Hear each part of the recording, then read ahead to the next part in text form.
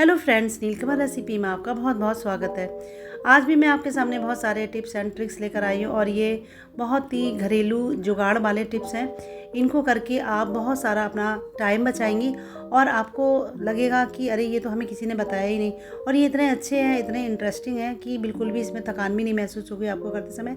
आपका बहुत सारा समय बचेगा। तो चलिए अपनी वीडियो की तरफ चलते हैं। तो ये है मेरा पीतल का इमाम दस्ता। कितना काला काला सा हो गया जैसे पुराना।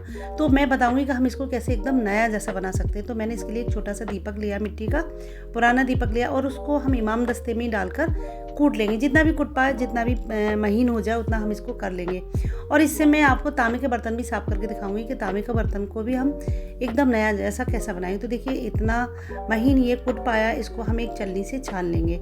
तो छलनी से छानने से क्या होगा कि जो पाउडर होता है ना महीन महीन, वो एकदम निकल आएगा, और जो ऊपर मोटा मोटा सा जो कंकड़ जैसे होते हैं उसको हम फेंक देंगे। तो देखिए 1 से 1.5 चम्मच ये पाउडर निकल आया है। और निकलने के बाद इसमें मैं कुछ सामान और मिलाऊंगी। तो इसमें मैं सबसे पहले मिलाऊंगी 1 चम्मच नमक, और नमक मिलाने के बाद इसमें हम मिलाएंगे आधा नींबू। नमक, नींबू और जो मिट्टी का दीपक है उसकी मिट्टी से बर्तन एकदम चमक जाते हैं। तो नींबू के हम बीज निकाल देंगे, और निकालने के बाद हम नींबू को इसमें निचोड़ देंगे, और निचोड़ने के बाद हम इसमें एक पेस्ट जैसा बना देंगे। ये इतने अच्छा उपाय है कि इससे आप तांबे का, पीतल का और अपने चांदी के बर्तनों को या चांदी की ज्वेलरी को भी इससे साफ़ कर सकती हैं। ये बहुत ही अच्छी टिप्स है। तो देखिए इस तरह से ये पेस्ट बन गया है, और पेस्ट को मैं एक तांबे का पुराना, मैंने छोटा सा लोटा लिया, ये पूजा का लोटा है, और ये काला काला सा हो गया, जैसे पुराना नहीं हो जाता उस तरह का। तो मैं इस पर देखिए पेस्ट लेकर केवल हल्के से लगाऊंगी। मैंने कोई रगड़ा भी नहीं है, ना ही मैंने इस पर जूना लगाया। और देखिए लगाते ही कितना चमक इसमें आने लगी। जो काला कालापन था ना वो एकदम हट गया, और जैसा नया तांबे का बर्तन होता है ना वैसा ही लगने लगा।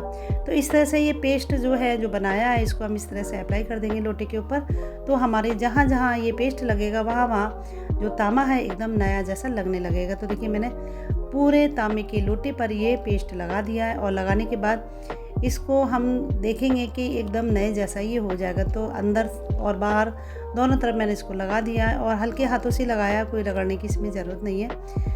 तो लगाने के बाद देखिए कितना अच्छे से ये एकदम चमक जाएगा। तो जो भी पूजा के बर्तन, इस समय नवदुर्गा आने वाले हैं, हम पूजा के बर्तनों को कैसे साफ़ करें, तो इस तरह से आप अपने पीतल के बर्तन, तांबे के बर्तनों को साफ़ कर सकते हैं। जो पीतल की आपकी मूर्तियाँ होती हैं वो भी एकदम चमक जाएंगी, नई जैसी हो जाएंगी। तो देखिए पीतल का मेरा इमाम दस्ता है, इसमें भी मैं पेस्ट डालकर इसको थोड़ा सा रगड़ूंगी, तो इससे मेरा जो है इमाम दस्ता भी एकदम नए जैसा हो जाएगा।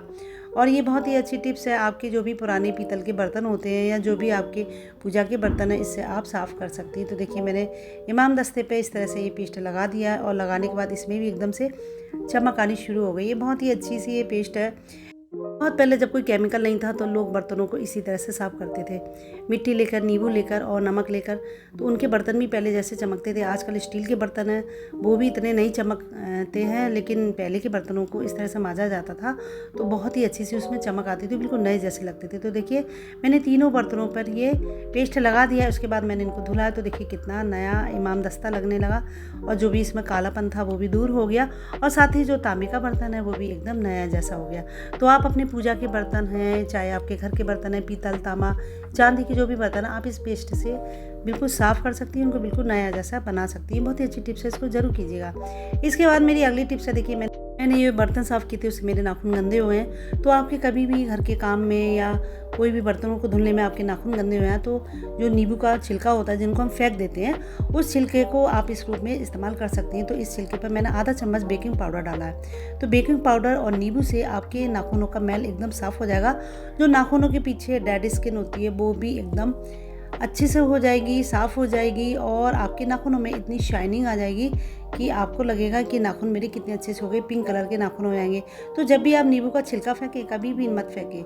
छिलका फेंकने से पहले आप उसमें थोड़ा सा बेकिंग पाउडर डालिए। इस तरह से आप अपने नाखूनों को बहुत अच्छे तरीके से साफ़ कर सकती हैं। अक्सर घर के काम में हमारे नाखून गंदे हो जाते हैं, लेकिन अगर आप इस तरह से अपने नाखूनों को साफ़ करेंगे तो आपके नाखून जो है उनमें चमक भी बनी रहेगी, आपके नाखूनों का कलर भी पिंक बना रहेगा। तो देखिए कितने अच्छे से मेरे ये नाखून जो गंदे गंदे हो गए थे एकदम साफ़ हो गए। मैंने इस तरह से नींबू रगड़ा। तो आप इस टिप्स को ज़रूर कीजिएगा, नींबू के छिलकों को कभी भी मत फेंकिएगा। इसके बाद मेरी अगली टिप्स है, ये है दही मैंने जमाया था लेकिन जम नहीं पाया क्योंकि मौसम थोड़ा सा ठंडा होने लगा है। तो कभी कभी हम दही जमाते हैं, हमारा दही नहीं जम पाता है, या तो मौसम ठंडा होता है या हमारा जामुन सही से नहीं लगा होता है। तो मैं आपको ऐसा तरीका बताऊंगी कि अगर आपका जो दूध है इस तरह से हो जाए, दही नहीं जमाओ, तो आप उसको कैसे जमा सकते हैं। तो बहुत ही सरल तरीका है। आप थोड़ा सा गर्म पानी लीजिएगा, बहुत ज़्यादा गर्म नहीं लेना है, गुनगुने से थोड़ा ज़्यादा गर्म पानी लेना, और उसमें अपना जो दही का बर्तन है इस तरह से रख देंगे। और रखने के बाद आप 10 मिनट इसको रखा रहने देंगे। तो देखेंगे आपका जो दही है बहुत ही अच्छे तरीके से जम जाएगा। तो उसको मैंने एक प्लेट से ढक दिया और 10 मिनट बाद हमने इसको हटा कर देखा तो हमारा दही देखिए कितने अच्छे तरीके से जम गया। एकदम जो चक्का दही होता है ना बाजार जैसा, वैसा ही दही बन गया। तो कभी भी आपका दही अगर नहीं जमे तो आप उसको गर्म पानी में 10 मिनट के लिए रख दीजिएगा, आपका दही बहुत ही अच्छे तरीके से जम जाएगा। क्योंकि अब जाड़ा आ रहा है, जाड़े में दही अच्छे से जम नहीं पाता। मैं आपको अगली वीडियो में बताऊंगी कि आप जाड़ों में दही को एकदम बढ़िया तरीके से और बहुत टाइट दही कैसे जमा सकती हैं। तो ये बहुत अच्छी टिप्स है, इसको ज़रूर कीजिएगा। इसके बाद मेरी अगली टिप्स है, हम रोज़ चाय बनाते हैं, सबके घर में चाय बनती है 2 से 3 बार। तो देखिए मैंने आज चाय बनाई है और चाय को मैंने कुल्हड़ में छाना है। जाड़ों में थोड़ा मौसम सर्द हो गया तो जाड़ों में अदरक वाली चाय कुल्हड़ में बहुत ही अच्छी लगती है। तो मैंने ये चाय कुल्हड़ में बनाई। उसके बाद हम चाय की पत्ती को फेंक देते। तो मैं आपको बताऊंगी कि आपकी जो पत्ती बचती है उसको आप कभी भी मत फेंकिएगा, ये भी बहुत काम की होती है। तो चाय की पत्ती में मैं 1 गिलास पानी डालूंगी और डालने के बाद इसको फिर से मैं उबाल लूँगी। जैसे मैंने चाय बना के उबाली थी उसी तरह से इस पानी को भी मैं उबाल लूँगी। और उबालने के बाद मैं आपको बताऊँगी कि मैं इस पानी से क्या करने वाली हूँ। तो देखिए मैंने इसको उबाल लिया है और उबालने के बाद थोड़ा सा मैंने इसको ठंडा किया। बहुत ज़्यादा ठंडा नहीं करना है, थोड़ा सा इसको गर्म ही रखना है। फिर हम इसको एक कटोरे में छान लेंगे। और छानने के बाद हमारे जो कांच के बर्तन होते हैं जिनको हम काफ़ी दिनों तक इस्तेमाल नहीं करते हैं और हमारे स्टैंड में रखे रखे उन पर पानी गिरता है तो उनमें कुछ सफ़ेद सफ़ेद सा जम जाता है, वो साफ़ ही नहीं होते हैं। आप कितना भी उनको रगड़िए, जूने से साफ़ कीजिए, वो साफ़ नहीं होते। तो इस तरह से आप कांच के बर्तनों को साफ़ कर सकती हैं। तो देखिए मैंने ये 2-3 कांच के बर्तन उठाए, देखिए ये कितने गंदे हो गए। इन पर जो इनका जो तला है उस पर सफ़ेद सफ़ेद सा जम गया। मैंने साफ़ किया, साफ़ नहीं हुआ। तो इस पानी से आप अपने कांच के बर्तनों को बहुत अच्छी तरीके से एकदम नया जैसा बना सकती हैं। उनकी सारी सफ़ेदी, उनकी सारी गंदगी बिल्कुल साफ़ हो जाएगी। तो देखिए मैंने कांच का गिलास लिया और उसको इस पानी में मैंने डुबोया है और डुबाने के बाद मैंने हल्का सा इसको रगड़ दिया और जो गिलास है हमारा बिल्कुल नए जैसा हो गया। जो भी इसमें मैल लगा हुआ था, जो भी सफ़ेद सफ़ेद सी इसमें अजीब सी चिकटापन था, वो सब साफ़ हो गया। कांच के जो बर्तन होते हैं हमारे बहुत नाजुक होते हैं और वो रखते ही उसमें गंदगी जमा होने लगती है। तो देखिए मैंने इसको धुला, बिल्कुल साफ़ हो गया, जैसा हमारा नया एकदम गिलास आता है ना, बिल्कुल वैसे ही हो गया। तो इसके बाद में ये जो दूसरा गिलास है ये भी सफ़ेद सफ़ेद सा हो गया है, इसको भी मैं इस पानी में डुबो कर साफ़ करूँगी। तो पानी हमें गर्म ही लेना है, ठंडा पानी से ये साफ़ नहीं होगा। तो देखिए इसका तला कितना गंदा हो रहा है और मैं इस पानी में इसको डुबोऊंगी और डुबोने के बाद हल्का सा मैंने इसको रगड़ा और देखिए बिल्कुल साफ़ गिलास हो गया, जैसा हमने बिल्कुल अभी नया गिलास ख़रीदा है। इसके बाद मेरी ये जो कांच की कटोरी है, इस कटोरी को भी मैं इसी चाय के पानी में डुबो कर इसको साफ़ करूँगी। और इसकी किनारियों पर जो मैल जमा हो गया, किनारियाँ जो इसकी कटिंग होती है उसमें कभी कभी मैल जमा हो जाता है, वो भी इस चाय के पानी से एकदम साफ़ हो जाएगा। तो ये बहुत अच्छी टिप्स है। आपकी चाय की पत्ती हमेशा काम में आती है, आप उनको पेड़ पौधों में भी डाल सकती हैं, वो खाद का भी काम करती है। और इस तरह से आप उबाल कर उसको कांच के बर्तनों को साफ़ करने के काम में ले सकती हैं चाय की पत्ती। इसके बाद कभी मत फेंकिएगा, जब भी फेंकिए ये वाली टिप्स ज़रूर कीजिएगा, ये बहुत ही अच्छी टिप्स है। और आपको कमेंट बॉक्स में ज़रूर बताइएगा आपको मेरी ये टिप्स कैसी लगी। इसके बाद हम अपनी अगली टिप्स की तरफ चलते हैं। ये है लौकी। आधी लौकी हमने बना ली, आधी लौकी हमें फ्रीज में रखनी है। लेकिन लौकी में येलो कलर का लिक्विड निकलता है, उससे लौकी ख़राब हो जाती है और लौकी में हल्का सा कालापन भी हो जाता है। तो लौकी अगर आपको कटी हुई रखनी है फ्रिज में तो आप उसमें आधा नींबू रगड़ दीजिएगा। आपकी लौकी ना तो काली पड़ेगी, ना ही उसमें जो पीले रंग का कुछ लिक्विड सा जमा हो जाता है, अजीब सा लगता है देखने में, वो होगा। तो इस तरह से आपकी लौकी एकदम तरोताज़ा बनी रहेगी। अगर आपको कभी भी आधी लौकी रखनी है तो आप इस तरह से लौकी को रख सकती है।